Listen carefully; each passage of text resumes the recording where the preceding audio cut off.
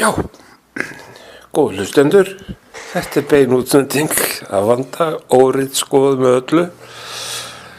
Nú komin góður gestus eins og oft endur nær. Hann heitir Tryggvi Baldvinsson, eins og ég þekki mannin ekki, og hann forseti tónlistadeildar Listaháskóla Íslands og við erum vinir frá fornu fari og ég hef alltaf byrjað þessi samtöl á vinsamlegu nótum og spurt hvað leiðir okkur saman, Tryggvi minn? Jú, ég skal alveg segja það. Ég var einmitt að rifja þetta upp svona í huganum og fyrstu kynnin eru þegar að ég hringdi í þig fyrir fyrstu tónleika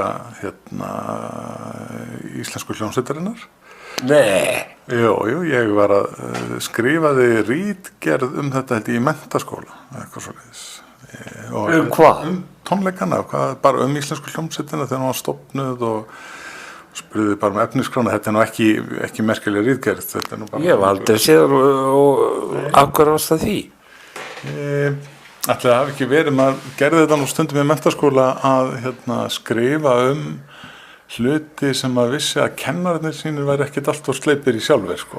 Og þess vegna skrifaði maður mjög oft eins og í sögu skrifaði maður stundum einhverja svona tónlistasöguritgerðir til þess að hafa svona ákveðið forskot á mannkynssögukennarann. En þetta var nú bara svona trikk sem margir hafa notað í gegnum tíðina, en ég man ekki skrifaði þetta. Kannski held alveg örugglega hafi verið í menntaskóla frekar en ég. Og varst það þýðga mig? Ég var bara að spyrja hvernig, þetta var svona bara stutt símaviðtal bara hvernig sveitin, af hverju sveitin hefði verið stofnuð og ég man að þú bauðst mér á tónleikana og svona, ég fór og þetta. Hvaða tónleika? Það voru fyrstu tónleikarnir. Nú verði ég að segja, ég man ekki hvað ég... Það var náttúrulega Austurríki. Ég fell á því prófi, sko. Ég man ekki hvað spilaði, sko. Þú getur Austurríki og það var íslensku fáni og austurríski fánin og ég var kallað hann nasisti. Nú, ok, það vissi það ekki. Nei. En síðan, sko, hittust við næst... Þetta var í Gamla bíói. Já, þetta var í Gamla bíói, það man ég. Svo hittust við næst, þá var ég mætti ég sem hljóðfæraleikari, túbuleikari lúðrasveitarinnar Svanur. Vertu ekki hræddur, komdu nær. Þá mætti ég sem túbuleikari lúðrasveitarinnar Svanur. Svanur var nýbúinn að kaupa fínar túbur, mýrafóntúbur.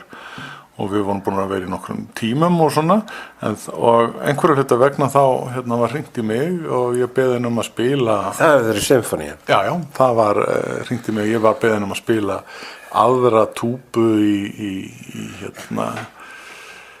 Requiem eftir Penderecki. Nei, Auschwitz Aðrótari. Nú var það Auschwitz Aðrótari, ok. Og þá allavega varst þú að stjórna þessu og þetta hef ég nú oft litið á sem mitt claim to fame í túbuleikara businessnum að hafa spilað með Sinfó. En Já, þú skrifaði mér einu svona línu og sagðir þetta var nú svolítið erfitt vegna þess að ég fekk bara línur á punkta og þá spurði ég kom ekki komma. Já, þetta var mjög skrítið fyrir svona lúðrasveitar túbuleikar að... Meinur dreng? Já, dreng, já. Ég var sennilega 18 ára og það voru, sem sagt, allar nóturnar voru í einhverjum kössum og línur á milli og ég hafði aldrei séð svona áður og hallaði mér að Bjarna Guðmundsssyni sem var þá túbuleikari. Snillingur. Já, og spurði sko hvernig ég á að spila þetta eiginlega. Hann sagði bara, spilaði bara þegar ég spila. Já, það var svona yfirleitt örfa niður sem sagði spila eins djúpan tóna í mögulega geti eða upp. Já, jú, maður var fljótur að ná því öllu, maður skildi táknin svona, en þetta var svona dálítið erfitt að fylgjast með, sko, það var svo nýtt aðalega að fylgjast með slægi og vera ekki bara með eitthvað. Þetta segja stjórna heitla. Nei, ég er ekki að segja það. Ég var bara, var ný músík fyrir mér og nýtt svona umhverfi, ný nótnaskrift og ég hefði ekki kynst þess aður, þannig að þetta var mikið ævintýri, þetta hafðist allt saman, þetta var ekki ég skemmdi ekkert tónleikana eða neitt þannig. Alls ekki. Og svo varst að stjórna heldur Schumann og eftir. Já, Vorsymfóníunni, mann vildi breyta þessum blæ. Já, ég man bara að voru bekkjabræður mínir sko úr menntaskólanum, þeir sýndu mér þó þann áhuga og heiður að þeir mættu á symfóníutónleikana og þeir klöppuðu þetta eftir fyrsta þátt í Schumann og ég man að mér fannst þetta mjög fyndið og þú ert náttúrulega stoltur af þeim. Já, þetta er góðir strákar. Trufla tónleikana? Já, aðeins, já, þú veist. Ég var nú tónleikum daginn á, núna bara síðustu helgi á ekki ómerkari sveitin Berliner Philharmoniker og þar var klappað á eftir hverjum einasta þætti. Það ekki fáið sko. Nei, það er sko, þeir nefnilega klöppuðu sko eftir hverjum einasta þætti eftir í Bartók tónlistari strengi og selestu ekki hörpu. Já, ekki einhver harpa þarna. Og svo sem sagt svo klappaði fólk ekki þegar að Mozart-symfónían var flutt sko. En þetta er aldrei sérstætt. Menn vita það, hann yfirleitt í 3 eða 4 þáttum. Já. Það verða þegar þeir eru samleikjandi. Já, það getur truflað marga sko. Það er svolítið með önnur symfóníu Beethovens 3 og 4 þáttu sko, það stendur að taka.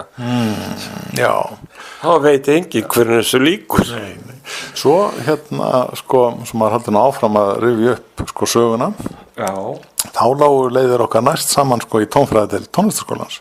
Já. Og þar kendir mér hljómsveitarstjórn og eitthvað sem hét tónheyrn, framhaldstón. Varstu lélegur í henni? Nei, ég held að ég hefði alveg sloppið sko. Það því að þú lagðir áherslu á þau atriði sem ég var dálítið góður í. Nú, það var verið að plata mig. Nei, þetta er bara gott. Nei, þetta var nú mjög erfið bók sem ég setti fyrir ykkur. Já, við vorum bara að syngja og klappa og eitthvað svona. Það getur mótus nógur. Þetta er það ekki, ég man það ekki, ég verð að viðurkenna það. Ég man það ekki, ég skemmti mér vel. Já, það var merkilegt hvað ég var vinsæll kennari þó ég segi sjálfur frá. Einu sinni, maður er stuð í dag því að konan á namestag og einu sinni mætti ég ekki í tónlistsögu. Þar var til dæmis vinkona mín síðar og samverkakona í útvarpinu sem kynni symfóníutónleika. Já. Manstu hvað hún heitir? Já, nú býtur forsetinn neglunar. Já, ég veit Já, ég ætla ekki að fara að nefna hana, það er ástæðulaust. Nema hvað, hún hringir í mig og segir, ætlar ekki að koma Guðmundur?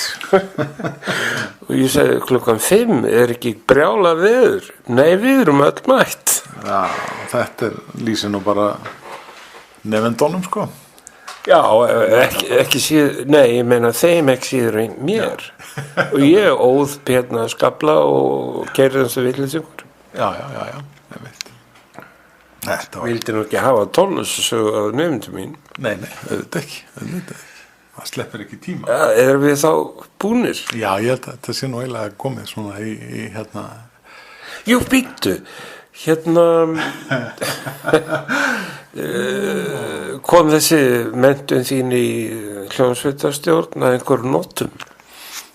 Já, mér fannst það sko. Ég man að fyrri önnina þá varstu mestmögnis að tala bara svona hlutverk stjórnandans og þetta var líka svona tengdist aldrei hljóðfærafræði en þú varst svona bara að tala hvað sko, starfstjórnandans væri annað en að veifa höndunum og þú skaldið því að Það var fælst aðalega í því að veifa ekki höndunum.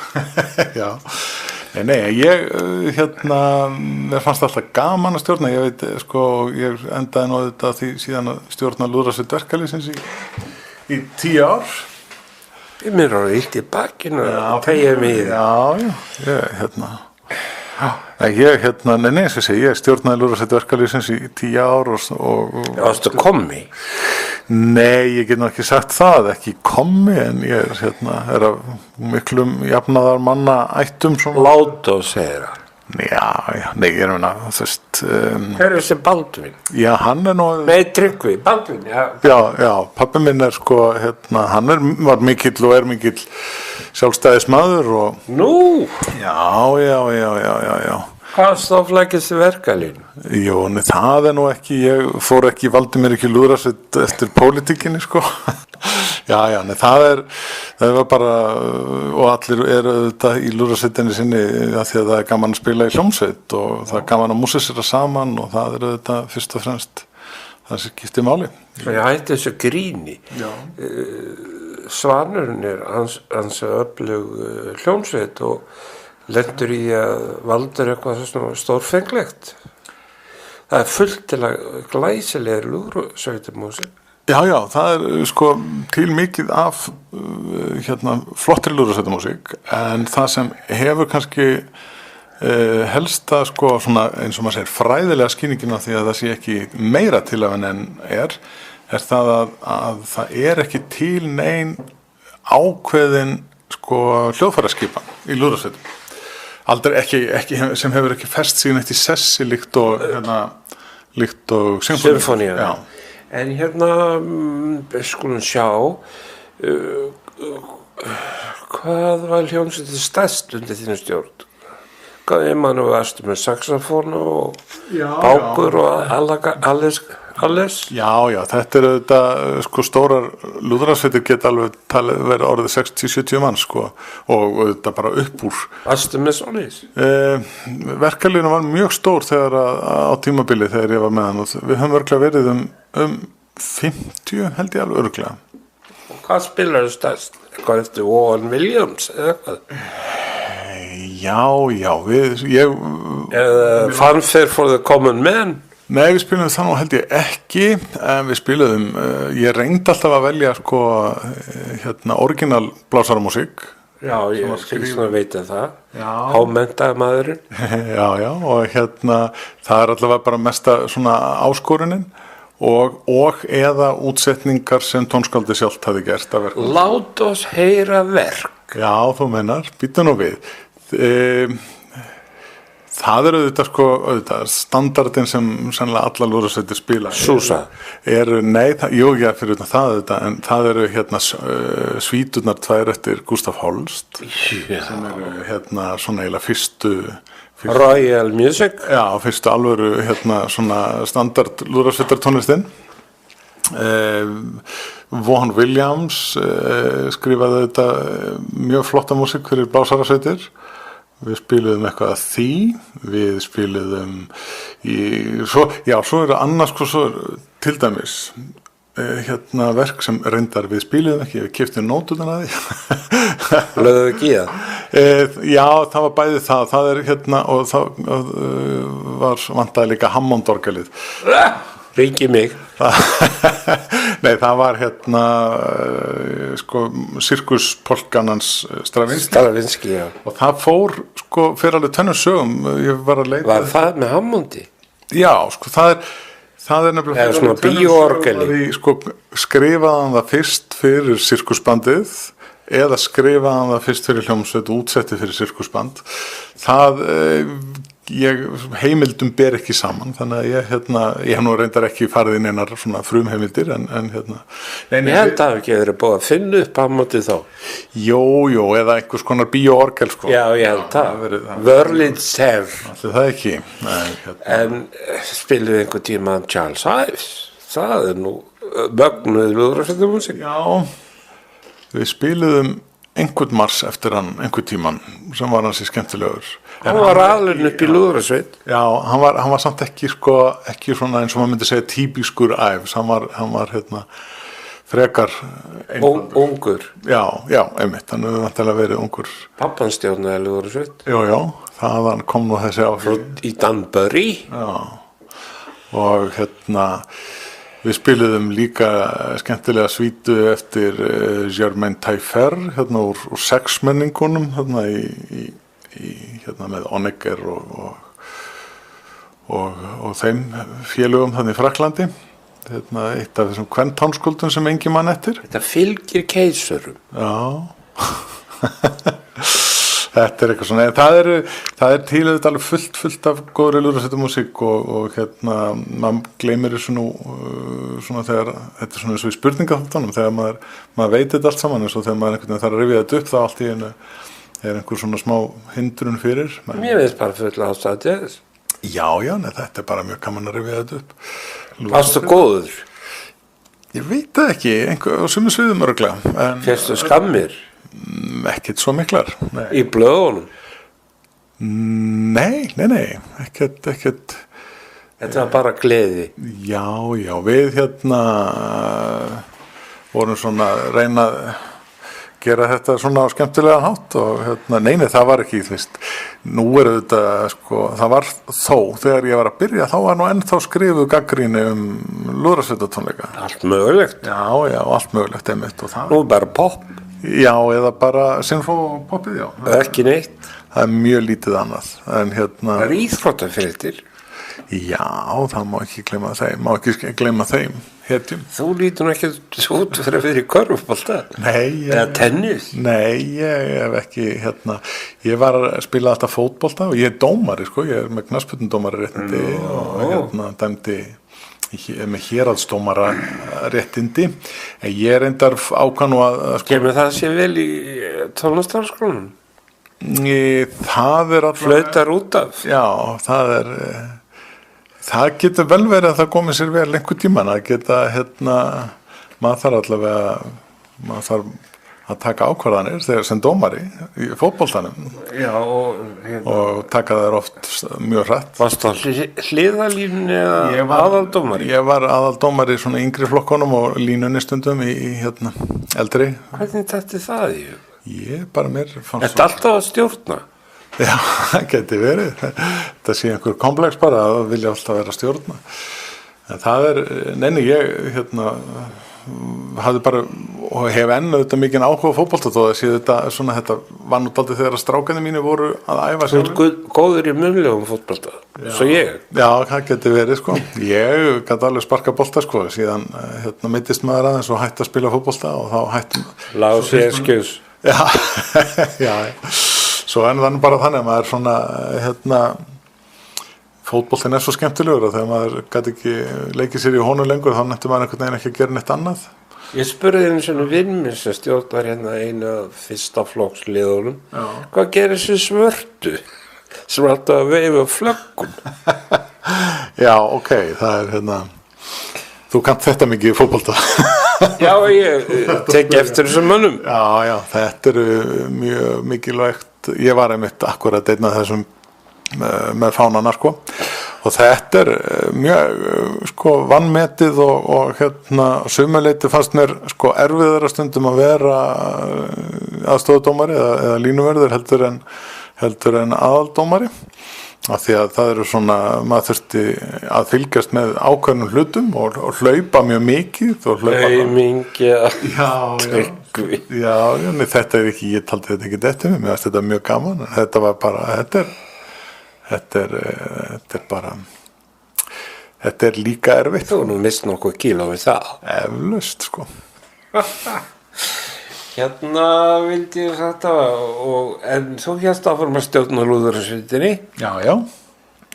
Og við erum búin að afgreiða það. Já, ég stofnaði síðan með Kjartani Óskarsinni Blásarasveit Reykjavíkur og við höfum verið, það er svona, hún stemdi nú aðalega því að stjórna sem sagt, eða spila nýja músík fyrir blásarasveitir og við pöntuðum dálítið að verkum. Og er það ennþá að?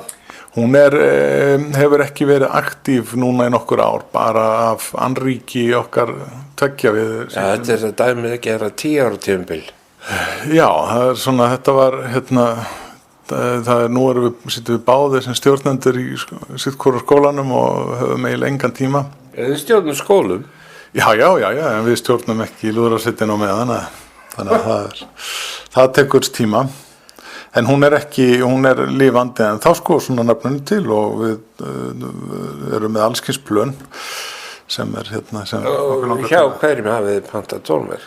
Býttu, hefur þú samið tónverk fyrir mig eða okkur? Nei, ekki fyrir þig. Nei, þú bara hringdir ekkert. Það er nú allt í lagi að bjóða sig fram. Já. Nei, ég skrifaði samt fyrir Blásarsveit Reykjavíkur og svo hefur við höfum spilað eftir Guðna Fransson, við höfum spilað eftir Inga Garðar Erlendsson og Ága Ásgeirsson og fleiri, nú ég að gleyma einhverjum, Eirík Árna Sigtryggsson. Það er nauðsynlegt að gleyma, annars fyllist diskurinn. Já, þetta er svona. En þetta Blásarsveit Reykjavíkur gerði marga skemmtilega hluti og spennandi en hérna þetta er svona þegar að með svona símasveitir eins og maður getur kallað sem eru svona settar saman fyrir ákveðin projekt.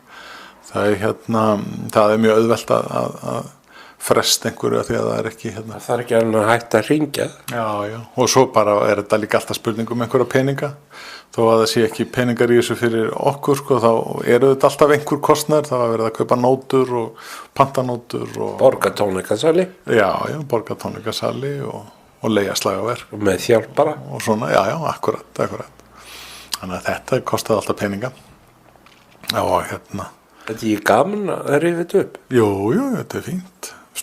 Vorum fasta gestir á Myrkum músíkdögum. Sko? Höldum bara áfram. Já, þetta er mjög skemmtilegt og var mjög skemmtilegt sko, en svo bara í raun og veru síðustu tónleikunum okkar, þá var frumflutt verk eftir Gunnar Andreas Kristinsson fyrir kór og hann ekki gítarleikari? Nei, hann er tónskáld. Fyrirgjöð? Já. Hver heitir Gunnar? Hann er látinn. Sleppum því. Já. Þetta er bara ungur maður. Harður diskur alveg fara með mig. Gunnar Andreas er ungur, sprækur maður, fullur af hugmyndum og mjög spennandi og skemmtilegt að. Er hann úr þínum ranni? Hann var nefandi í tónfræðadeildinni þegar ég var að kenna þar og er úr Nú varst að kenna þar? Ég kendi í tónfræðadeildinni. Nú við höfum kent við saman skólan þá. Já. Segðu okkur frá því. Ég fór að kenna. Hvað varst að kenna? Ég hef kennt sem sagt, ég kom heim 92 úr mínu námi og við erum eftir að tala um það. Já, og Þannig pappír. Já, vottorðið, já, og það er sem sagt, ég kendi þar og ég kendi svo margt, ég kendi hljómfræði þetta og kontrapunkt og svo kendi ég hvað kendi ég nú meira? Ég kendi píanóbókmenntir einhver skipti. Kanntu eitthvað á píanó? Ég lærði þetta á píanó hjá Jónas Ingimundar en með þetta ekki í huga að kalla mig píanista en var þetta nú meira svona í praktískt mál. Já, þetta var svona praktískt mál að biðja mig að kenna það. Og en það var auðvitað rosalega gaman og síðan kendi ég auðvitað og var deildarstjóri í tónfræðigreina og í tónlistarskólanum alveg til 2014. Þannig að segir ekki það. Hvað er ég verið? Þú varst bara hættur þegar ég kom sko. Þú varst farin. Nei, ég var farin út af þetta. Já, þú varst búin að that left the building þegar ég kom sko tilbaka. Alice doesn't live there anymore. Já, einmitt. Nei, það var mjög gaman og ég held ennþá sko mjög sterkum tengslum við tón og finnst mjög vænt þá stofnun. Og náttu ég að hringdi því í fárviðri? Nei, ég minnist þess nú ekki sko. Ég var bara komin. Ég bara mætti. Þú mættir á stífélunum. Það ringja sko. Já, auðvitað ég skammast mér ennþá fyrir þetta. Svona er þetta bara. Já, en við skulum skreppa til Vínarborgar. Já, þar var ég í 5 ár, kem þarna 87 og mér langaði svo að ég man það sko, ég var mikið að velta fyrir mig hvert ég ætti að fara í framhaldsnám eftir. Það gera öll tónskáld. Það geta aldrei sko viðurkennt að þið vilja vera tónskáld. Átti þú erfið með það? Nei, sko það sem svo, þú veist, þegar maður lítur svona tilbaka hvað, ég þú veist 21 árs þegar ég er að klára tónfræðadeildina á 20. ári og sem nú þetta bara engin aldur og ég var 21 árs líka. Já, það er engin aldur heldur og mér langaði einhvern veginn, þá var ég sem sagt, með þá hugmynd allavega að vera tónskáld, það væri kannski eitthvað sem maður þyrfti ekki beint að læra, ég vildi bara læra handverkið, ég vildi læra gott handverk og þess vegna valdi ég Vínaborga því að ég, það voru líka bara kunningjar og fólk sem ég tók mikið mark á sem hafði búið þarna. Góð matur hérna? Já, hann er fínn sko, mjög góður og bara mjög gott að vera í Vínaborg, mjög góð borg, en þannig ég fór til Vínar og var þar við nám í heil 5 ár og kláraði það. Er slett í póka eða gomma eða eitthvað? Já, ég bara tók mín fög sem ég þurfti að taka og endaði bara á að taka sem sagt loka próf úr þessum Nei, finnst þetta vottorðið? Já, það er vottorðið sem rætt, það er sem sagt loka próf úr konservatóríinu og lengra var bara ekkert komist, það var ekkert meir í boði, það var hægt að ég man að ég tekkaði eitthvað á því með doktorsnám en það var ekki hægt nema bara þá í gegnum sem sagt háskólan í Vínaborg og þá sem sagt sem part af annarkvort sagnfræði eða part af stærðfræði held ég ekki. Óskaplega er Vínaborg aftarlega myrni. Já, það má segja það. Þetta verður þetta breyst núna og þeir eru þetta komnir inn í sívinsæla Bologna-kerfi og með sínar bakkalára og meistaragráði núna en það var bara ekki til og þannig að það bara fór eins langt að komst og það var ekki lengra. Nei, og það er ég efast að ég veit ekki sko, kannski hefur menntun í Vínaborg fleygt svona fram eftir að þeir skiptum nafn á diplóminu sínu eða breytt, ég veit að þetta er öðruvísi nám en þeir eru ennþá sem sagt sumir skólar, nú hef ég hitt nokkra skólastjóra frá Þýskalandi og þeir sjá stundum eftir þessu að hafa ekki gömlu diplómaprófin sín en það hefur orðið svona dálítið líka sko hvað segir maður, svona verðfalla á bara nafninu, þetta er bara tungutækið nú er diplóma bara notað prófgráð eða sko próf án gráð. Ertu verðfallir? Já, sko nafni, ég ætla nú ekki að segja ég sjálfur hafi, eða mentunum mín hún stendur alveg fyrir sínu sko en sko bara því að nafnið hljómar alltaf núna nú eru þau hættir sem sagt diplóm notað er absolventin í sumum skólum og sem þykir eitthvað fínna. Ertu viss? Já, þeir vildu meina það. Sumir fór til Finnlands og fengu ég veit ekki hvað. Já, þú veist, svo er það líka annað, sko, það eru búið þetta skiptum nafn á og það er til svo ofbáslegt magn af háskólagráðum til dæmis nútidags og það er engan veginn hægt einhvern veginn að bera þær allar sama, ég er að minna, það eru þetta þessi PhD-gráða og það eru... Hvað er nú það? Já, það er þessi, ef ekki að segja, það sé hinn svona, hinn fræðilega doktorsgráða sem er bara... Hvað heitir hún á... Hún er kölluð doktorsgráða, þetta heitir allt doktorsgráða, svo eru til Doctor of Music og Doctor of Musical Performance og það eru þeir kalla það doktorsgráða líka sem hafa lokið konserteksamen og svona frá einleikarapróf frá Þýskalandi og Danmörku líka með svona konserteksamen. Nú Berlín komið bachelor og master og doktor. En þeir eru líka með konserteksamen og eftir því og eitthvað svona, en það er það sem liggur á baki þessum gráðum orðið svo mismunandi og það er alveg hægt að taka mastersgráðu núna án þess að stinga nokkuð tíma niður penna sem gengur bara út á það að spila á hljóðfæri. Sem ekkert bara. Nei, þú veist alls ekki, en ég bara að tala að mastersgráða ekki bara mastersgráða, það ekki alla mastersgráður eins. Og eins en nú eitthvað nefnd sem að skera úr þetta allt saman í öllum fögum lækna og tannlækna og ég veit ekki hvað var þitt nám héðan metið? Já, á einhverju, þegar ég kom heim þá sendi ég þetta inn í eitthvað Nei, ég meina áður en fórst út. Já, þegar út í Vín Já, þeir mátu heilmikið af því sem ég hafði gert þar og en ég þetta tók bara síðan það sem ég vildi taka líka. Sumir hafa lendið því að fara til Ameríku og fá ekki einsunni einleikarapróf metið.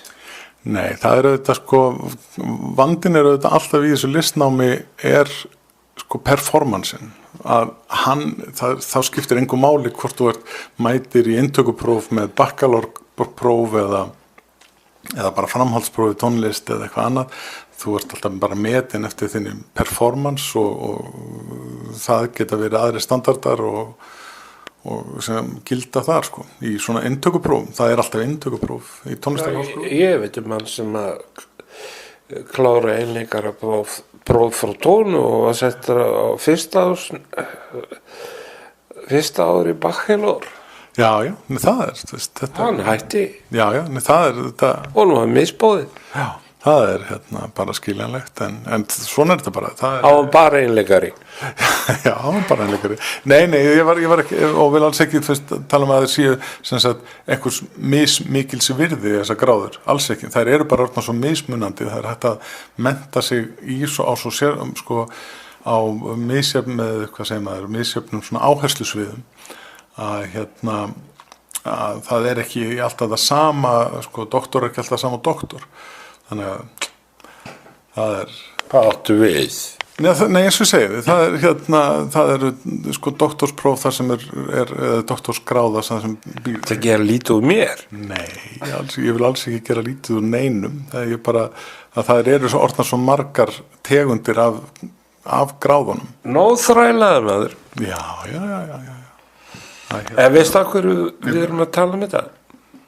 Gettu? Nei, þú mátt fræða mig, Nú að því að þú ert í listaháskóla og forseti tónlistardeildar og þar eru veittar gráður og við erum að tala um þína gráðu og stendur svolítið styr þetta að meta gráður og meta nám, til dæmis 5 ár í Vínaborg kannski ekki merkilegt, segja sumir sem hafa ég veit ekki, hefur ekki heyrt þetta? Jú, ég hef alveg heyrt af þessu, veit alveg af þessu, en Er þetta ekki til töðnur? Ég bara nenni ekki að pæla í því einu sinni. Þú verður að pæla í því? Já, nei, ég bara, þetta eins og ég lýsti. Ég fór í... Nei, ég er ekki að tala um þér núna lengur. Ég er bara að tala um nefndið þína. Já, hvað með þá? Eru ykkar prófgráðu metnar? Já, þú meinar, það er oft á tíðum, eins og ég segi, það er alltaf þessi performance leið kemur inn í sem sagt mætir með bakkalárgráðu á píanó, segjum bara tökum píanó sem dæmi, bakkalárgráðu píanóleik, þú sækir master, þú hefur rétt til að sækja master að þú ert búið með bakkalár, stundum er fólk tekið inn, stundum er sagt mér finnst þú ættir að taka 1 ári viðbót í bakkalár. Byrja frá byrjun? Ég hef ekki heyrt mörg dæmi það frá okkur og eiginlega ekki neitt. Ekki frá ykkur, en ég veit mörg dæmi þess. Já, en þetta er eitthvað sem raun og veru bara, sko, margir sem auðvitað fara með bakkalárprófið sitt og byrja sækja bara í bakkalárnám aftur, bara til þess að vera sem lengst úti. Það nú, og þannig hefur þetta bara verið. Fólk kemur með einleikarapróf úr Tónó eða einhvers annar staðar og bara pröfuspila sig inn. En sem sagt ykkar nemendur, svo ég spyrja aftur. Þú veist, við höfum í sjálfu sér ekki neinar svona sérstaka, ekki fylgst með þessu sérstaklega, en það sem maður hefur heyrt það að þeim gengur mjög vel að komast inn í skóla erlendis. Nú spyr ég aftur, eða ég fullyrt það nú áðan, en nú spyr ég, engin nefnd sem sér til þess að meta gráður á Íslandi og bakka upp nemendur sem að fara til útlanda í framhaldsnám? Þetta kostar nú milljónir á ári, þú veist.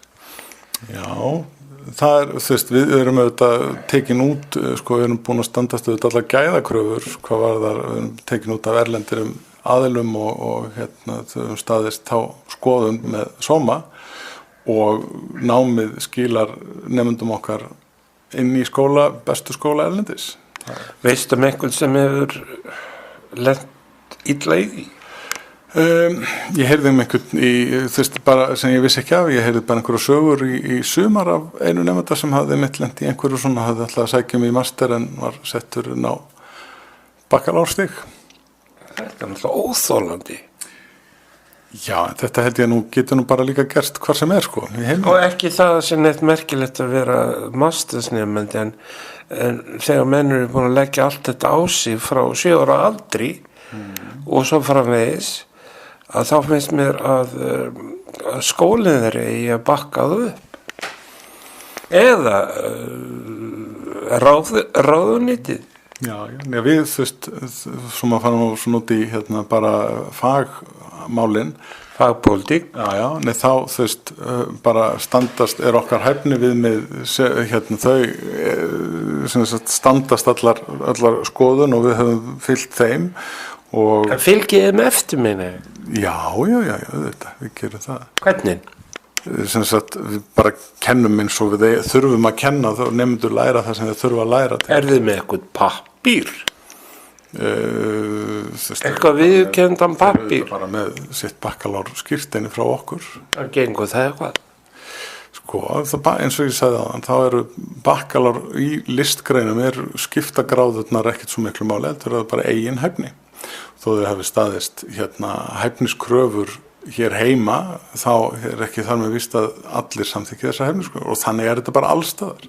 Það bara, þú veist, þetta ekkert okkar vandamál Víst þetta eitthvað okkar vandamál þjóðurinn? En þetta ekkert vandamál. Þetta bara nemendum okkar gengur mjög vel að komast inn. Eins og ég segi, við höfum samt ekki gert neinar svona, þú veist, kannað þetta neitt nákvæmlega. Akkur ekki? Það bara hefur ekki verið unnist tími til þess. Þetta ekki, eða sko bara tími og peningar og þetta svo framleiðað mjólk og við tíu hvert fer. Já, við fylgjumst þetta sko, þetta þetta bara líka bara vinir okkar, þessi nemendur, þannig að við fylgjumst með þeim og eins og við segjum og bara það nemendum okkar tekst yðurlega að komast inn í þá skóla. Hverju vondu við? Þú ert farin að að spyrja svona saman hlutin aftur sko. Já, ef þú svarar ekki. Já, þú veist, ég skal koma einu svona enn. Já. Þeir sem hafa lokið masterspróf frá Listaháskóla Íslands, hvað eru þeir margir? Það þetta, ég hef nú ekki tölu á þeim núna, eða sem sagt, ég hef bara ekki tölu á þeim núna, það þetta Sirka? Sko í gegnum ætli sé ekki sko eins og í ertu að tala tónlistadeildina? Nei, Listaháskóla Íslands. Vá, ég hef engar tölur það, en í tónlistadeildinni hefur sko Sirka? Já, þá erum við sennilega búin að útskrifa svona 30-40 meistaranemendur. Og komast þeir inn á doktorslevel ef þeir fara til úrnúta? Já, þeir hafa nú gert það sumir. Sumir? Af hverju sumir? Þeir sem hafa viljað fara í doktorsnám. Ég nú ekki vitað margar sem hafa farið úr meistaranáminu okkar í doktorsnám. Þetta eru sem sagt flestallir hafa útskrifast úr NAIP-náminu sem eru sem sagt flytjendanám, New Audiences and Innovative Practice og Með hvað það? Eða með Evrópustandard eða? Já, og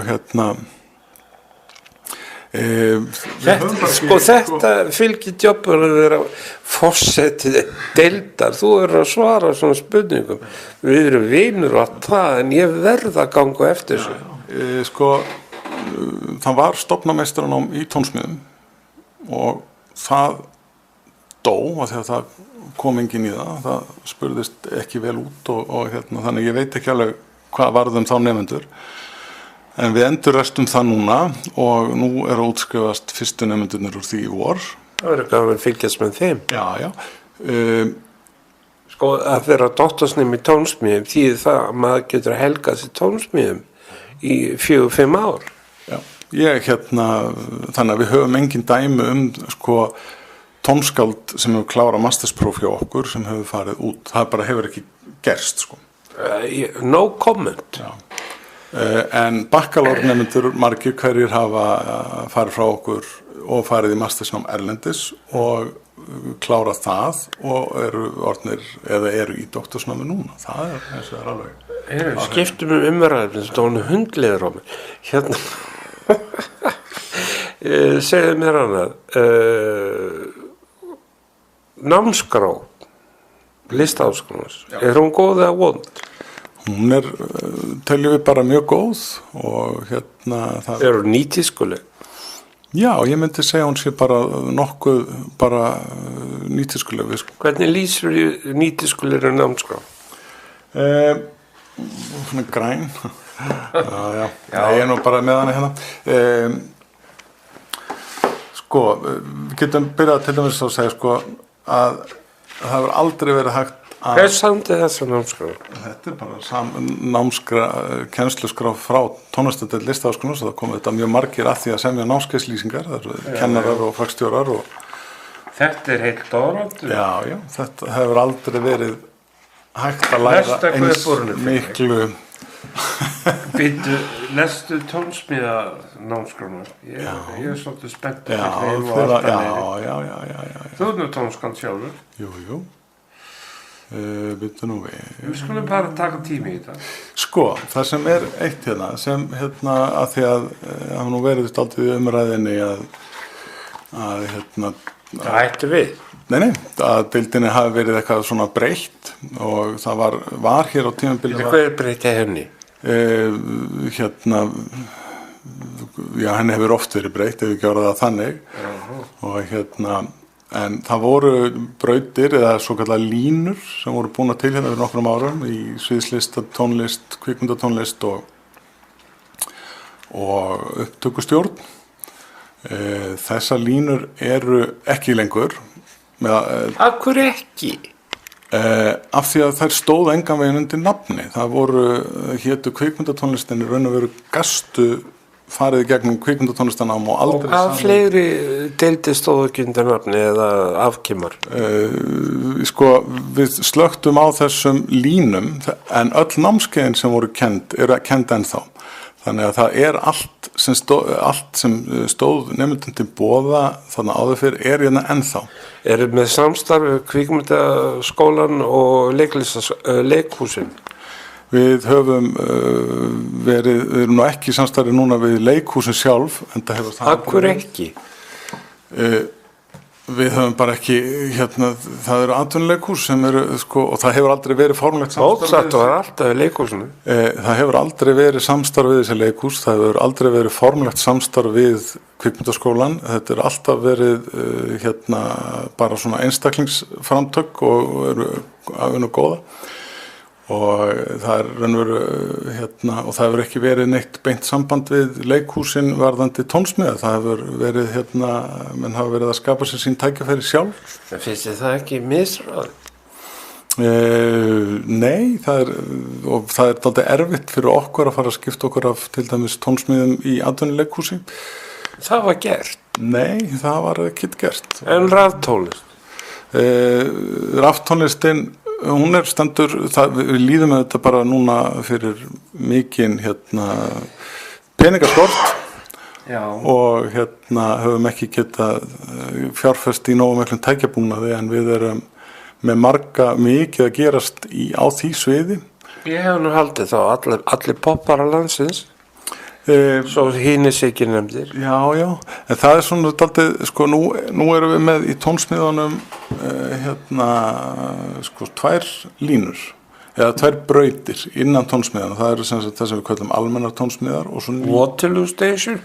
Já, og almennar tónsmiðar og nýmiðlar, og það eru fyrir þá sem vilja fókusera dálítið á tölvutækni og nýja miðla. Já. Hvað finnst þér það að Háskóli Íslands kom með farin að kenna raftónlist? Já, þeir eru auðvitað að kenna í raun og veru bara svona tölvufræði því að það er raun og veru bara eitt skóli. Nei, þeir eru að kenna raftónlist. Já, en Er það ekki ykkar hlutverk? Jú, við gerum það líka. Hver kennir það? Við erum með 3 kennara í því. Við erum með Ríkharð Friðriksson, Jesper Pedersen og Mikael Lind. Svo höfum við verið með námskeið með honum Þór Magnúsinni frá Sussex. Ég vil taka það fram við hlustendur að Tryggvi óska eftir því sjálfur, ég hef það á bréfi, að hann vildi gjarnan koma í viðtal en ræða aðalega Tónlistarháskóla Íslands, og ég er að láta eftir honum. Og er það ekki rétt? Já, þú ert að því. Mikil ósköp. Og það sem ég ætla hins vegar að segja það, benda hins vegar á að það er bara einn háskóla á Íslandi sem hefur leyfi til að kenna á fræðasviði lista, og það er Listaháskóli Íslands. En af hverju eru 50 manns að læra tölvunarfræði og tónlist í Háskóla Íslands? Það er bara því að og líka á Akureyri? Það er að því að þeim finnst þetta mjög spennandi. Finnst þér það ekki? Þetta er þetta ágætlega spennandi. Ég ekkert út á það að setja að fólk sé að kynna sig, en það hefur fengið fólk úr tölvunarfræði í háskólanum til okkar. Hvað segir rektor Listaháskólans? Til og með fyrrverandi rektor Hjálmar var nú hallur undir alla tónlist og ekki síst rafræna. En núverandi? Það bara þú? Nei, hún er mjög, við erum mjög bara spennt fyrir nýrri músík og nýrri tónlist og nýrri tækni, og teljum okkur standa okkur bara ágætlega á því svið, þó að tæknibúnaðinu sjálfur geti leyfi ekki alveg allt sem við viljum gera, og þannig að við teljum okkur nú bara standa okkur bara prýðilega á þessu sviði. Haldi okkur nú, það er þáttur í BBC sem ég hlusta nú ofta á sem heitir Hard Talk, og þá eru menn teknir bara á beinið. Það er svo sniðugt. Nú er ég búin að taka þig á beinið, nú skulum við skipta umræðefni. Haldu nú skólanum þínum og láttu mig hætta þessu rugli. Já, neini,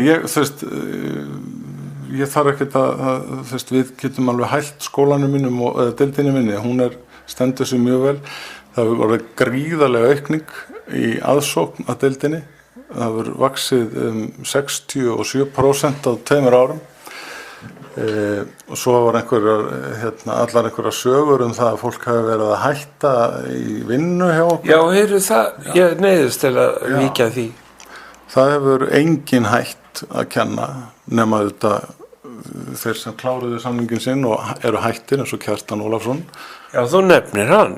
Hann er hættur, og Mist Þorkelsdóttir, hún fekk boðum betra starf og hætti, og fleiri hafa ekki hætt í tónlistardeild og það við höfum bætt við okkur hins vegar ungum, spennandi, vel menntuðum tónlistarmönnum sem hafa virkilega látið taka til sín, eða hafa tekið til sín, eða hvað segir maður, tekið til sín taka, já, það heitir það, á sínu sviði og erum búin að auglýstum eftir 2 stöðum núna í vor. Get ég sótt um? Það búið að ráða. Gat nú skeið. Já. Endanlega myndi ég ekki sækja upp. Segðu þið. Það var aldrei gert. Nei, enda óflekkaður. Algjörlega. Nei, og það sem sagt, þannig að við erum bara sko á þar sem við segjum réttri leið. Það verður líka þess að hafa eitt í huga sem ég finnst skipta miklu máli í þessar umræðu að við erum... Þú kallar þetta umræðu, það stórt orð. Já, og það sem sagt svo staðreynd að stærstur hluti okkar nemenda í grunnnámi og það þetta grunnnám grunnnám af því að það verður að fara yfir ákveðin grunnatriði og við höfum hins vegar sett þessa sérhæfingu eins og var Kjartan Ólafsson gerði umræðuefni sínu í afturöfnur hann 2 prikk í sínu viðtali og þessi hann að æsa þig eitthvað? Nei, mér finnst hann vera kannski að æsa þig dálítið. Mig? Ég með heimasíðu frjáls og skoðunarskiptum menningamál, það getur að æsa mig. Ég lít svo á eins og faðir minn að það sem mitt hlutverk sem fréttastjóri að leita sannleikanum. Og þess vegna erum við með þessa sérhæfingu eins og... Ég tek það nú mjög nærri mig. Varðandi eins og kvikmyndatónlist og sviðstónlist, tölvutæknina og svona. Þetta við gerum, það opnast allt saman í meistaranáminu. Þar eru sko margar eða nokkrar námsleiðir, það þessi við getum kallað almennar tónsmíðar, það leiðin sem við köllum tónskaldið sem flytjandi, þar sem líka lagð áhersla á að nemandinn geti verið að stunda sitt hljóðfæra nám áfram eða þó að það sé þetta tónsmíðarna sem eru aðalatriði. Það leiðin sem við köllum þverfagleg leið, tenging við aðrar listgreinar. Það ef tónskáldið vill sérhæfa sig í tónsmíðum með í öðrum listgreinum eins og kvikmyndir, við tölvuleiki, við dans, við eitthvað. Bara það sem mann dettur í hug. Við erum síðan með ég held að þetta sé nú reyndar Þetta var flott hól. Þetta er rosalega flott nám og vel sótt. Já, og þú yndislegur deildarstjóri. Og full deild af flottum nemendum sem að leggja sér mikið fram. Og þú mikill vinur minn. Já, ég ætla ekki að hætta því. Má ég segja það sögu? Þú mátt segja það sögu. Faðir minn satt í þessum stól við þetta borð kvöld eitt. Fyrir margt löngu, þá var sjónvarpið nýhafið störf og það ekki alveg út í loftið að segja þess að sögur núna þegar ég búin að æsa þér svona, Kjartan búin að æsa þér svona þú nefndir hann til þess síminn hringir og ég svara upp á loft í Sveinberginu því það voru svona leiðslur húsið og þá kom þetta, ég segi ekki hver það var þetta forsætisráðherra sér Emil Björnsson við augnablikið þekktu nú mannina því ég var þingsveit 12-13 ára og ég hleyp niður í stigann svo sér og segi pabbi, það var nú að sjóa Ísarbein eftir að hafa lesið fréttir og fylgst með þeim komin heim rétt fyrir 9 kvöld býttu rólegur og forsætisráðherra, já, ég tek það og hann svarar í síman en ég hljóp på loft vildi nú heyra hvað þetta væri og að hlera símtal og það fór svona fram í aðalatriðum, þú kannast kannski við þetta. Sér Emil, þetta forsætisráðherra. Ef þér í sjónvarp, fréttastofan sjónvarpsins hætti ekki að anskotast í Sjálfstæðisflokknum, þá rekiður. Og þá sagði sér Emil, þá gerið þér það. Þá kom þögn. Hann hugsaði svo og sagði svo, nei, ég læt Gylfa gera það. Hefur þú fengið svona símtöl? Nei. Ég fekk svona símtöl sem tónlistarstjóri út og sem ég var að segja nei og svo kom eitt já. Já. Nei, það er gengur raun og veru bara mjög vel all þessi deild sko og Kjartan var bara svona enfant terrible.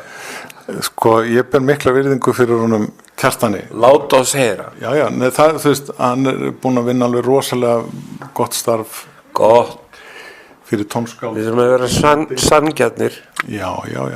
Bjarni Ben, sagði ég Bjarni. Úps. Hann var líka mjög gott starf og mjög gáfaður doktor. Já, eflaust.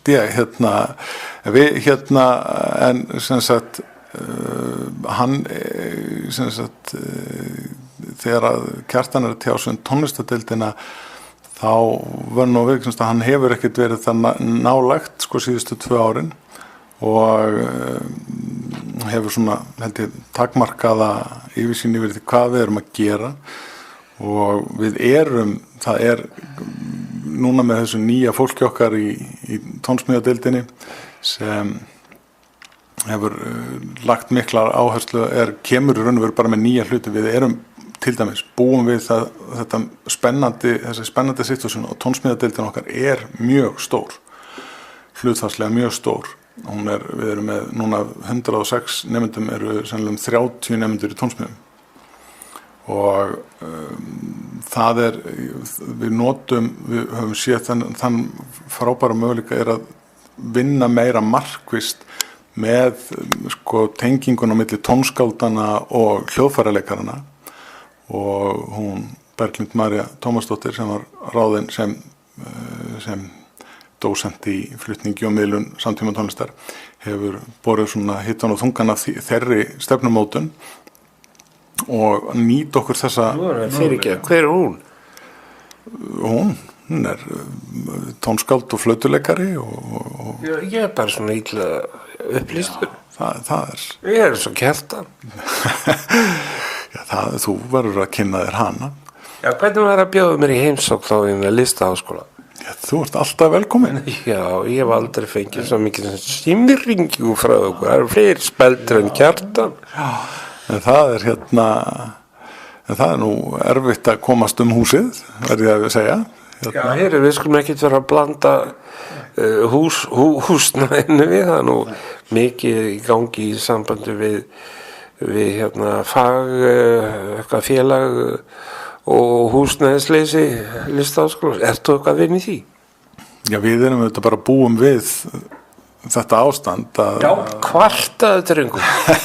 Það er nú búið að gera það svo oft en það er bara allt í lagi að það komið fram að við erum auðvitað í hrikalega lélegu húsnæði, sérstaklega eftir því sem deildin stækkar að það vantar auðvitað fyrir utan auðvitað sko nauðsynlegan tækjabúnað og endurnýjun hans sem fer bara svona að verða bara pínlegt þá auðvitað húsnæði sjálft gamalt og farið að láta sjá á, það er engin liftaðar, það er engin fólk á við einhver erfiðleika við að hreyfa sig þá kemst það ekkit upp Nennir ekkit að heimsækja þig? Nei, ég er ekki að tala það ekki að tala því það er bara við erum með allskis nefndir ekki vera að blanda mér í þetta og og það er bara svona lítið, Ég er bara fréttamaður. já, lítið atvik eins og bara að einn nefandi hann fótbrotnaði í sumarfríinu Þarna sérðu. og skyndilega var ekki hægt að segja þessum nefnda að fara í Þetta blindi þar að það til. En heyrnarleysi. Eflaust eitthvað, en já, við reynum að hjálpa öllum og það er auðvitað það sem kannski deildin, sko styrkleiki deildarinnar er sá að og stefnan okkar er auðvitað að reyna að ná því besta fram úr hverjum einasta nefnda. Það sama hvað ég stríðir, þú heldur alltaf orðinni. Já, við Gerið það að forsætisráðherra. Já, ég ætla bara að vera, ég er frekar slakur sko, frekar rólegur maður svona. En það líka eftir meðal vina. Já, og sko það er sko gallinn við að vera lítil deild. Við erum auðvitað lítil deild og við erum það lítil að Með hvað? miðað við tónlistarháskóla erlendis. Ég var að koma úr heimsókn. Við erum lítil þjóð. Já, það er nú ástæðan. Og við, sko, ég var að koma úr Universiteter Künste í Berlín og þar eru sko 1000 nemendur í tónlistardeildinni og 40 tónskáld, bara 10 fleiri en hjá okkur. En þeir gera sannlega meiri kröfur en því. ég veit það ekki. Það er að læra kontrapunkt. Ekki hjá okkur, það er einhver miskilningur. Kontrapunktur, já, kontrapunktur er bara valgrein og hann er í boði fyrir þá sem hafa áhuga á slíku og það er alltaf einhverju sem hafa áhuga á þessu. En það er ekki skyldufag? Nei, hefur aldrei verið. Hvað er maðurinn þá talað? Ég veit ekki, það er bara, þetta er auðvitað, kannski var það skyldufag þegar hann stýrði þessu, ég man það ekki, en það er allavega ekki skyldufag núna. Og ég er hættur að við komum til einstaklingu koma aftur í viðtalum vil ég fá að svara. Þetta er alltaf leið. Það stóð ekki til að þetta er svona langverandi. Nei, það er þú veist, kontrapunktur, þú veist, ég lærði mikið kontrapunkt og að því að það var svona kennslu aðferð míns læriföðurs að sem sagt að hann vildi meina að það væri besta leiðin til að kynna nýrri músík væri að stúdera endurreisna kontrapunkt og því að þar væri að vinna með tónlist sem væri ekki tóntegundabundin, hún væri ekki í hefðbundinni hrynjandi. Það er ekki gaman? Jú, þú veist, þetta er ágætis aðferð en sko, þetta þegar maður er búin að læra mikið kontrapunkt þá er maður þetta búin að... Þeir eru lokað bara á þetta? Hérna fyrir aftæg? Já. Það er dónaskapur að vera að trufla okkur í viðtali. Og nei, kontrapunktur ágætur en sko og sem finnst þetta bara skemmtilegt þetta er eins og svona ákveðið handverk og er bara mjög ágætis handverk miklu meira en handverk, þetta er list. Já, það er þú veist það má alveg kalla það má alveg kalla það? Jú, Þetta að segja að Palestínu er ekki listamaður? Jú. Dufay eða okkar? Ég er að tala hins vegar kennslugreinina kontrapunkt eins og hún er kennd svona í gegnum þessa 5 hætti og það er auðvitað meira svona handverksþjálfun. Segðu okkur sögu, einhverja fallega sögu úr renaissance kontrapunkti, eitthvað dásamlegt. Það er auðvitað, ég get nú sagt dálítið skemmtilega sögu af minni reynsla kontrapunkti. Það er auðvitað, kennari minn var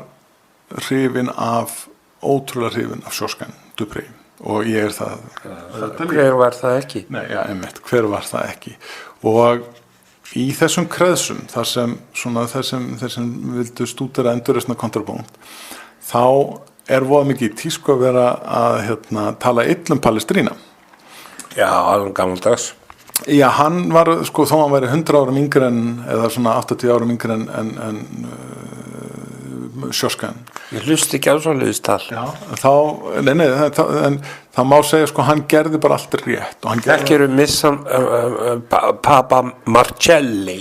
Já, hún ágætt sko. Ertu svona litaður? Já, ég dálítið litaður, en sko, það var samt dálítið skemmtilegt að þegar ég kem heim, fyrsta svona skemmtilega verkefni sem ég fékk, svona öðruvísi verkefni þegar eftir ég kom heim var að gera útvarpsþátt og fylgjur hlaði upptökum Ríkisútvarpsins á verkum Palestrína. Þetta hefur verið 1995. Við segjum bara úps. Já, og þannig að ég þurfti auðvitað aðeins að sökka mér onni í Palestrína og sá nú að hann hafði nú kannski verið stundum verið hafður fyrir rangri sök, en þannig að svona óks Hann kunni þetta? Já, gerði þetta alveg frábærlega, hann var frábær. Hvað er þetta þá að röfla? Ég bara segja þessa ágætu sögu af hvernig maður getur svona skipt skoðun og það breytir þínu samt ekki að sko Sjosken honum fremri á öllum sögum. Af hverju? Ég þekki mannin. Sjosken til dæmis, hann túlkaði textan. Já. Það var það sem Palestína hafði ekki áhuga á því. Nei, af því að kirkjan hafði ekki áhuga á því. Palestína. Nei, það var dónalegt. Já, sko, það var, já. Þeir vildu ekki taka athyglinna frá orðinu, sko. Og og þannig að hann talar, sko, músikinn hans miklu nútímalegur en tónlist Palestrína, en það oft talað Palestrína tímabilin sem mesta stöðununar tímabil tónlistasögunar. Já, hann hafði svo mikil áhrif að fór allar ab eftir honum. Já, það er en sko þetta er eins og Schönberg, það fór allir að skrifa 12-tónamúsík, meira upp á Íslandi. Já, það er svona telst líka svona eitt af því sem allir þurfa að prófa. En við erum til dæmis, sko, ég var nú að heyra einmitt af, voru tónsmíðanemendur okkar fóru í ferðalag til Budapest daginn, voru þar á nútíma tónlistarhátíð og þeim fannst hún... Þessna fekk ég antibátur Schönberg. Já, en það var nú tala um svona það sem fór að þín hugsa það sem við köllum svona skildu, þetta verða allir að gera í sínu námi og eitthvað svona. Til að teljast menn með mönnum. Sko mínu tónsmíðanámi ég fór einmitt í gegnum svona, ég gerði sónötu og skrifaði fúgur og ég skrifaði hitt. Hvað er sónöta? Ég býttu við. Já, ég er búin að heyra marga skilgreiningar á því. Við skulum halda okkur þá bara við þetta klassíska sónötuform. Já, hvað er klassíska sónötuform? Ég hef bara aldrei fattað það. Þetta er kent út allt. Já, förum út í það. Við erum búin að ræða Sjoskan og Palestína. Ekki að fara mikið út í það. Akkur ekki? Bara, Þú notaðir þetta hugtök. Ég er algjört antibát á því. Að nota hugtök eða... Nei, sónata. Nefndu mér eina dæmigerða sónatu. Dæmigerða sónatu. Já, ég sagði það. Þú notaðir hugtækið það. Já, en ef ekki að segja það sé þegar við erum að tala um þjálfunarstykki í tónsmíðum, þá erum við að tala um tóntegundabundi verk sem er með framsögu, þar sem koma fyrir 2 stef og svo kemur úrvinnsla og Nei, transition. Ekki þegar Jú, skiptum tóntegund. Já. Og svo kemur bíðstefið. Já, ok. Já, þetta er ykkar skilgreining á svona. Framsagan næri við sko fyrsta og annars stefið. Nei. Fór að fara í þetta ítalega. Já, þú veist, ef þú allar farið það þá... Nei, segðu mér, það er oft talað um að Mozart hafi samið hérna klassísku sónatu. Hvað gerist oft undir lok ítrekana hjá Mozart?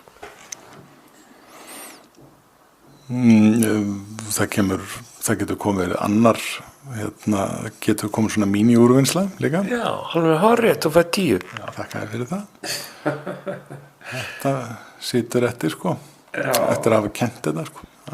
Já, ég meina það er ekki til, það er eins og þegar menn er að tala um da capo-aríu og nefna hendið sögunar.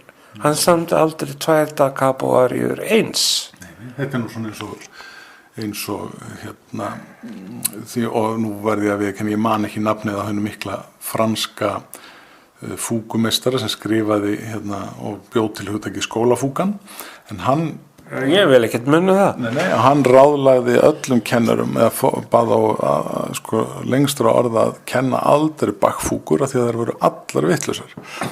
Já, pössu ekki mótilið.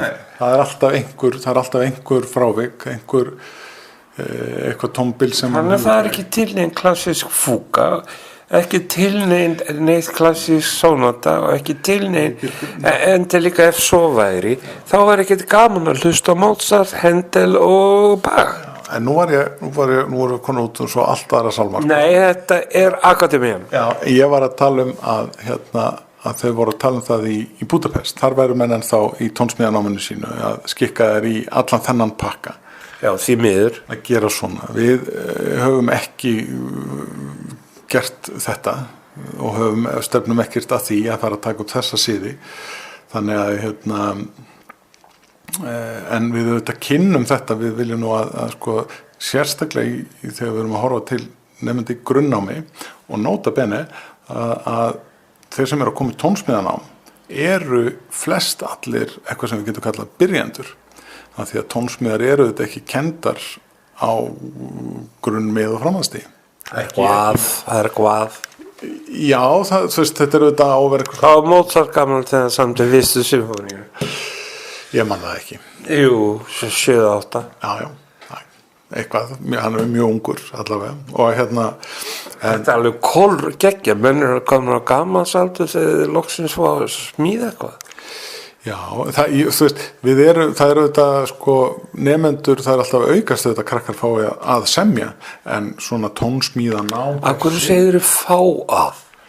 Það var kannski ekki hægt að virkja þau til þess eða hvetja þau? Þau eru auðvitað rangt að segja fá að, því að það er auðvitað lagt aldrei upp úr því bara í allu tónlistanámi núna, þannig að þetta var röng orðanótkun hjá mér. Já, ég tek eftir því. Blaðamenn vera að fylgjast með. Já, vakandi eyru. Já. Og en þannig að þegar nemendur koma í tónsmíðar í háskóla, og þetta gildir auðvitað eiginlega hvar sem er í heiminum, að þeir eru frekar lítið undirbúin. Af hverju segir það þessi gildið alls þar í heiminum? Já, hefur eitthvað fyrir því? Ekki nema bara svona kynni mín af tónlistadeildum í Evrópu. Já, er það þá rétt sem að ónefndum maður sagði að tónlistarháskólum víða veröld vera mjög aftarlega mér jafnvel í taglinu? Já, að mörgu leyti held ég þeir eru þetta vakna mikið til lífsins og horfa sérstaklega til breyttra kennsluhátta, og þar veit ég að við stöndum meira að segja bara mjög framarlega og erum svona hvað var að segja í hópi þeirra sem leiða þessa vinnu núna í Evrópu með Þetta tala um skólan ykkar? Já, tónlistadeild. Við erum í þessu stóra. Það er ekki bara Gorgeir? Nei, það er held ég bara ekki Gorgeir. Til hamingju með það. Já, takk fyrir það, og við erum sem sagt í þessum stóru verkefni sem við höfum verið að vinna með í þessu Evrópusamstarfi í kringum NÆB-námið. Það sem er verið að móta og eða þróa bæði kennsluhætti og bara nýjar áherslur og nútímalegri áherslur, af því að það er ekki, framsæknin er ekki alltaf bara í tölvu og tækni, heldur á öllum öðrum sviðum líka, og við leiðum þennan vinnuhóp, höfum gert það, eða leiðum þetta starf, þessu stýrt hérðan, og núna erum við að byrja, núna í haust, byrja næsti 2 ára hringur, og þar eru sem sagt með okkur Listaháskólinn í Stokkhólmi. Það er Hvað þýðir NÆB, svo ég veit? Já, það er enskan, og enska þýðir sem sagt, skammstöfun á enska heitinu New Audiences and Innovative Practice, og heitir á íslenskunni meistaranám í sköpun, miðlun og frumkvöðlastarfi.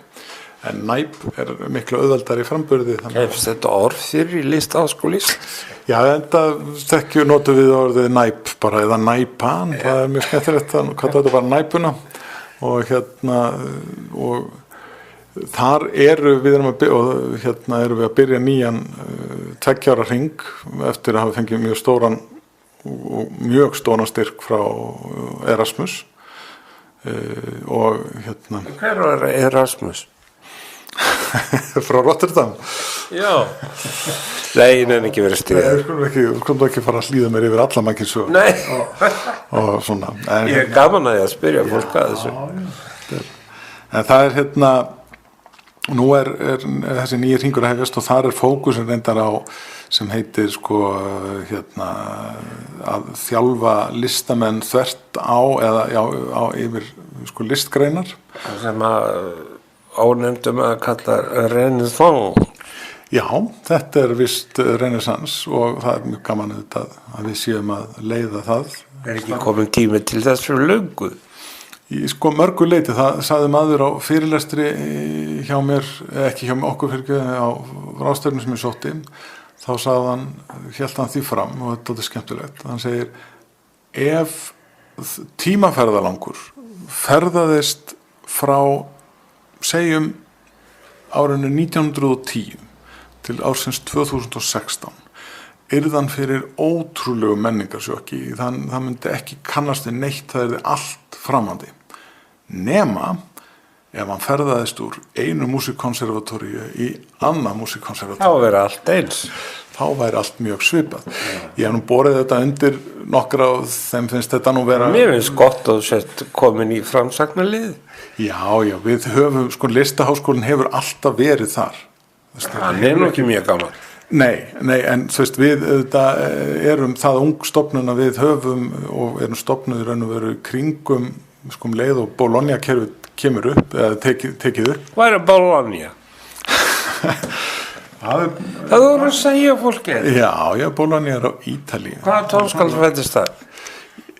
Mörg Atli Ingólfsson bjóð þar og starfaði lengi og ég myndi... Já, ég man að ég var með... Bologna þekkt fyrir það. Ég hef með útastátt tónlistíðan barnan og var að með að lesa það sem ég ætlaði að segja 17 ára eða 18 ára og þá sagði ég Bologna. Já, þetta er skemmtilegt. Já, pappi lýr þetta og þaðan þetta ættuð góð kjötsósa, það ekki? Heyrðu, nú þetta komið út fyrir mitt gjörsvið. Býtu, ég búin að pína það svo mikið og þú búin að standa það svo vel, elsku vinur minn, að ég má til með að segja eina sögu á lokum. Að þeirri ástæðu, ég hef ekki búið svo mikið sem kaffisopa. Einu sinni var bóndi í Skagafirði, ónefndur, og hann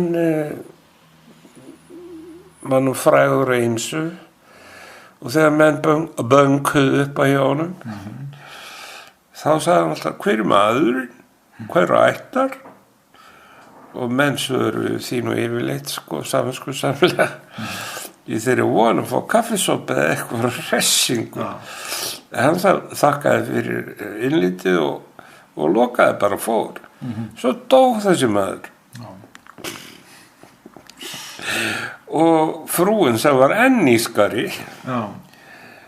hún bauða sveitingum sínum í erfiða drykkju, erfið drykkju, hvað við kalla það, og setti fram alls konar kræsingar í mjög veglegri baðstofu. Enginn hafði komið þar inn. Býttu og kemur svo með heitt kaffi og segir elskutin mínar, smakkið á þessu hjá mér leggst eitthvað til. Já, þetta er góð saga. Þetta ágætt saga. Já, ég svona nýskur, ég tíma ekki að gefa það kaffi. Ég hef þetta alveg af, Þetta ekki að fara í boð? Jú. Ekki vildi ég eyðileggja það. Nei, Á lokum má ég þakka þér, kæri vinur, fyrir að þola þessa ágengu spurningar. lof mér að óska þér allra heilla í þínu starfi og í guðunarbenn fann ekki að sækja tónlistjóru embætti. Þá fær nú ennþá meiri yfir þig eða dagskrárstjóru embætti eitthvað svoleiðis. Já. Þetta nú bara leikurinn sem þú lendir í. Já, þetta bara gaman, sko. Þú getur þá allavega sagt já við summa. Já, ég geri það. Þú sagði já við mig. Ég reyni og það svona, finnst mér nú eiginlega þetta líka hlutverk mitt þarna að reyna að láta sko, bæði nemendum mína og starfsfólkið sko, blómstra og fá að njóta sín. Að njóta sannmælis. Já, og það Við verðum að enda okkur í guðlegri nótu. Já, og það bara vona að það takist. Já, þakka innlega fyrir kæri vinur og svo ég segi nú svo konan hérna í Skagafirði ekki taka allt vit úr húsinu. Takk fyrir mig. Takk samleiðis. Segðu bless. Bless.